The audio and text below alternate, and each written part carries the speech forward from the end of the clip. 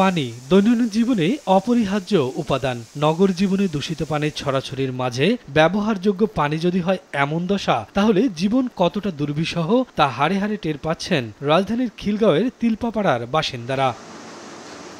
বছরের এই সময় এলেই কয়েক মাস ধরে পানির কল থেকে আসে ছোট ছোট পোকা আর গুড়ি গুড়ি ময়লা। এছাড়া পাল্টে যায় রং, হয় দুর্গন্ধ। কোনো রকম ধোয়া মোছা, রান্না ও গোসলের কাজ সারতে পারলেও খাওয়ার অযোগ্য এসব পানি। যেই লাইন দিয়ে পানি আসে, পানি মনে করেন দুর্গন্ধ, পচা, পানির ভিতরে পোকা। যখন বাচ্চারা গোসল করে তখন দেখলে হচ্ছে যে যাদের অ্যালার্জি আছে, আমার অ্যালার্জি আছে, আমারও সমস্যা হয়। যেখানে যেখানে আমরা কল টিউবওয়েলে প্রতিটা জায়গায় জায়গায় আপনার পোকা আসে।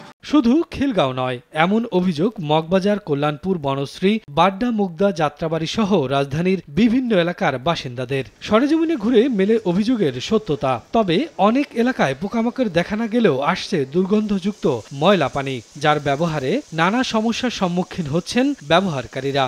লাল রঙের পোকা ছোট ছোট, এটা আসলে ব্যবহার করা অযোগ্য। পানির ভিতরে কেচ্ছার মতন ছোট ছোট লাল পোকা হয়। এ বিষয়ে পানি সরবরাহ ও পয়ঃনিষ্কাশন কর্তৃপক্ষ ওয়াসার এই কর্মকর্তা দুর্গন্ধের বিষয়টি স্বীকার করলেও পোকামাকড়ের জন্য দায়ী করছেন বাড়ির সংরক্ষণাগার ও বাসার ছাদের ট্যাঙ্কের অপরিচ্ছন্নতাকে।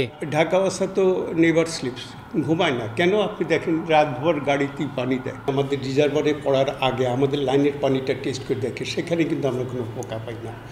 কিন্তু রিজার্ভারে দেখা যায় পোকা থাকে। আন্ডারগ্রাউন্ড বলেন, ওভারগ্রাউন্ড, দুইটাই দেখি আমরা পোকা। স্পেশালি এপ্রিল মাসের দিকে এই ইন্ডাস্ট্রিগুলো তাদের ওয়েস্টগুলো ছাড়ে, সেই জন্য অ্যামোনিয়া হাই হলে এই অ্যামোনিয়াটা আমাদের সরাইতে একটু হয়, কিন্তু হেলথ হ্যাজার্ড না। তবে বেশিরভাগ বাড়িওয়ালা বলছেন পানি সংরক্ষণাগার ও ছাদের ট্যাঙ্ক পরিষ্কার করলেও মিলছে না সুফল।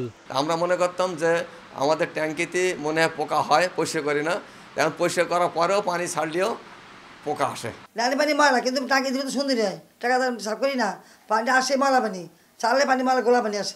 এ অবস্থায় সংশ্লিষ্টদের দায়সারা বক্তব্য না দিয়ে কার্যকর সমাধানের পথ খোঁজার আহ্বান নগরবাসীর। শফিকুজ্জামান রুবেল, সময় সংবাদ, ঢাকা।